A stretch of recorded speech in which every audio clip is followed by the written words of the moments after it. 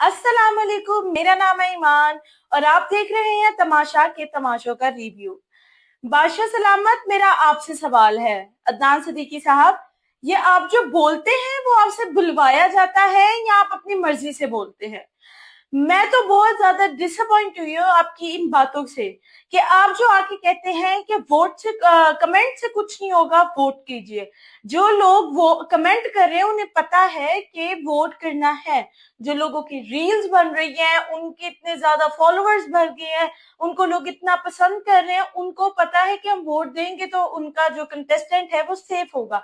तो ये आपकी सो कॉल्ड स्ट्रेटेजी जो है कि आप अपने पास रखिए। अवाम को बेवकूफ मत बनाइए कि वोट करिए। हमें पता है हमें क्या करना है और क्या नहीं करना। और आपकी इन स्ट्रेटेजी की जो नजर हुई है वो हुई है रिदा तारिक। जो आपने अपने प्रोडक्शन और ये आपके तमाशा घर की वजह से आपने रिदा तारिक को बाहर निकाला है। ये साफ सबको पता था रिदा जो है वो एलिमिनेट होने वालों में से नहीं थी, और रिदा को ये खुद भी पता था कि वो जो घर में 13 लोग हैं उनमें से रिदा इतनी तो वीक नहीं है कि वो बाहर हो। जैनब की अगर हम बात करें, जैनब को 162 कंट्रीज में कोई पसंद नहीं कर रहा। उस औरत को इतनी लान तान की जा रही है, लेकिन फिर भी वो अभी तक सेफ होती आ रही है। बेशक वो हमेशा अनसेफ होकर खड़ी होती है, लेकिन वो निकाली नहीं जाती। वो गेम्स अच्छी नहीं खेलती, वो घर के अंदर गेम अच्छी नहीं खेलती, बदतमीजी है, हर चीज एक्सीड है, लेकिन फिर भी वो आपने नहीं निकाली।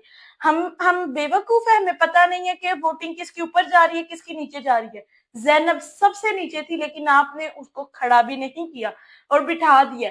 और आपने अपनी जो टीआरपी की गेम खेली, आपने यासीन को खड़ा कर दिया कि भाई यासीन तो सबसे लोवेस्ट पे था, और जो उसको घर वाले अब उस चीज को लेके टारगेट करके बात करें कि तुम कौन से शहंशाह बने फिर हो, तुम तो नीचे आए हो। ये आपकी जो गेम है ना, ये हमें तो पसंद नहीं आ रही, तो प्लीज इसको खेलना बंद कर दो।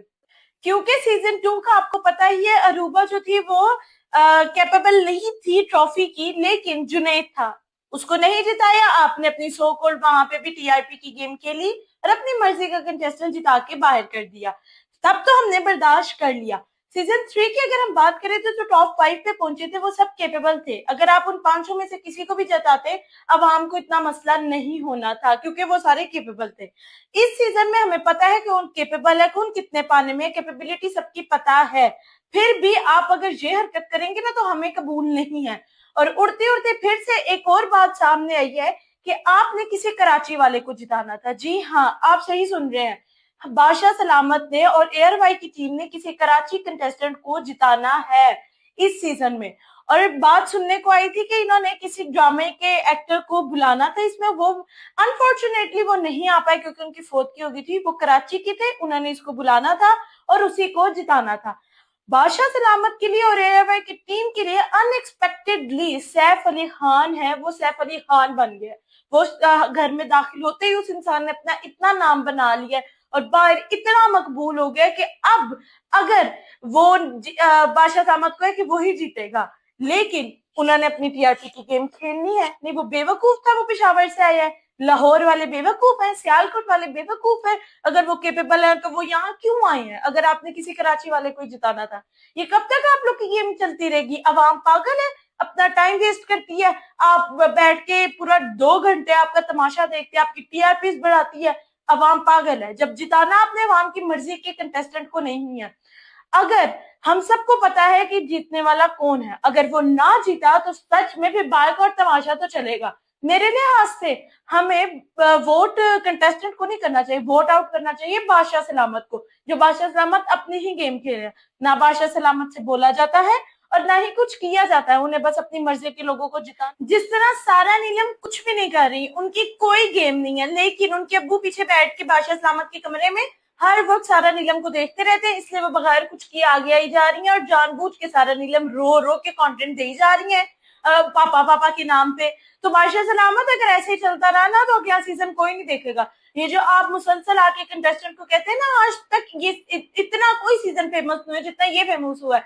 बादशाह सलामत पिछले 3 सीजन में तमाशा का इतना किसी को पता नहीं था, अब तमाशा का पता चला, ऑडियंस बन रही है तमाशा की। अब अगले सीजन में आप फजूल से फजूल लोग डालेंगे, लेकिन तमाशा की ऑडियंस बन गया, हम वो लोग भी देखेंगे। लेकिन अगर आप ऐसे ही अनफेयर गेम खेलते रहे तो फिर तमाशा कोई नहीं देखेगा और ना ही तमाशा फेमस होगा।